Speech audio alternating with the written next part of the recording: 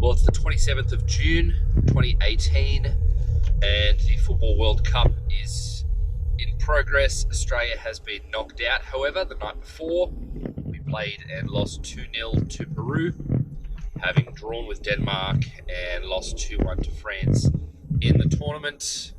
I thought I would give a few of my thoughts, just thoughts of a football fan, and not an expert or anything like that. Let the pundits say what they will. For me, it very much was a World Cup of what ifs, if onlys, and what could have beens. Very much the VAR situation in France, or the France game, still unhappy about. These people having arguments about whether it was a penalty or not have missed the entire point of the discussion. VAR should be used to correct obvious or wrong errors. And the fact that there was so much contention in the referee's box about whether or not it was a penalty, and the fact that the referee had actually called it not a penalty, in his opinion, surely means VAR should not have been called on in any way, shape or form, regardless of whether it was a penalty. However, looking at that game, a lot to take away from it. We really gave France trouble, and I don't just mean with the few chances that we had to score. I mean, we really frustrated their game, and we had some very, very expensive, good young talent against us, and we were able to show them through great discipline, Milligan and Sainsbury in particular, and the only way they were able to score was a contentious penalty, and Pogba, very, very lucky deflection. So that's my thoughts on that game. The second game, Denmark, also very frustrating. We had multiple chances to win the game, and very much, I believe, was a case of us not having people who are willing to take the game by the scruff of the neck. We really should have come at them harder. We needed to win that game. And also Kasper Schmeichel, we can't say Kasper Schmeichel didn't have a brilliant game and keep one or two shots out that really, in other keepers' hands would have gone into the back of the net. So a frustrating game for Denmark. That's very much one of those if-only type games. And then for Peru, it was very much one of those we have to win, they have to lose, how much do they have to lose by type scenarios. And I think in all of that, we forgot the fact that Peru was ranked, 15th in the world? So a very helpful reminder at the end of the game that we were ranked, I think, 42 coming into the tournament, playing against 15th. France, who were top 10, I can't remember exactly where they sat, and Denmark was 12th or 13th or something like that. So it's not particularly like we were favourites to get through the group, but the way we played against France, I think a lot of people forgot the fact that everyone in that group was ranked much higher than us, and that Peru had got through South America with Chile staying home. So certainly not an opponent to be kind of not taken with the absolute kind of the strength that we could give them. I think probably for me, some takeaways, some thoughts. Craig Foster keeps talking about developing a distinctive Australian style of play. I have no problem with that whatsoever. I think one of the things we need to remember, however, is in World Cup tournaments, you've got to play with the best players you've got. And there's no point saying we're going to develop a distinctive style of play. I guess he does say in the long run, so maybe that's going to help us in 15 or 20 years' time. But this tournament most certainly showed us that you need to play the players you've got. And I think Brett Van Marwijk really did. I think he did a great job.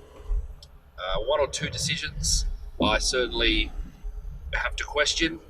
Substitutions. Denmark certainly should have seen Cahill on the field, and apart from one or two individual decisions that people can just get wrong, I was quite fine with the job that he did. But I think the tournament certainly showed us that you need those players playing in their best positions at their best in order to get anywhere.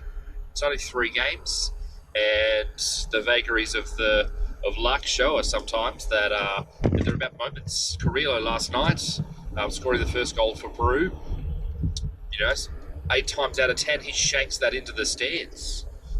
But for ours, he buried it, just missing 2 Socceroos players on the way through.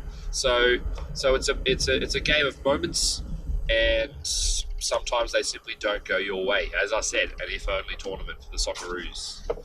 That being said, one thing that I read that I thought that is a very good point is that often in the A-League, in kind of Asian teams, leagues in general, whenever we have marquee foreign players, they're often strikers. So maybe that's an issue, that we're not developing in that position as well as we could if we didn't have as much of a dependence on foreign strikers. Also thinking through substitutes, and this shows you our lack of depth, I suppose, in attacking style of play. You had Rogic, who had a great game last night, was unlucky a few times, but he was replaced by Jackson Irvine, who's very much a like-for-like player. And then the 2 players that we were looking for to save us, to make a difference, were the youngest player in the tournament, Daniel Arzani, who sure looks an amazing talent, but you're not expecting him to come in and play with the maturity or the ability of a player who's developed and is at their peak. And then you've got Timmy Cahill, Australian legend, scored the most goals for Australia, but he's 38 years old, and he's played an hour and a half of competitive league football in the last season. So certainly not a player who's hitting their straps and is in peak fitness, regardless of how much work he's been doing off the field. He certainly couldn't have match fitness, and that's not his fault. He did everything he could to try and get those minutes under his belt. But that shows you where we're at for depth and the difference that you get between these top nations and the depth that they can call upon in games and where we're at. So I guess overall, thinking through the tournament, I think the Socceroos played better than a lot were expecting in the world. And the Australian public, I think, after seeing the reaction of those people after we played France, perhaps expected a bit too much of them and not enough of our opposition in Denmark and Peru. So onwards for the tournament. Who will win? I honestly couldn't tell you. Argentina got through this morning with a 2-1 win. So it's going to be a very interesting Group of 16 game for them. And I think the tournament's anyone's to go on from. Mexico have looked very good. Belgium have looked very good. They might be good shouts. And then your ever-ready, kind of ever-present teams, your Brazils and your Germanys and your Spain can't be discounted either. So that's my take on the rest of the tournament. Portugal, I think, have been poor and have relied very heavily on Ronaldo, and he showed us that he's human the other night.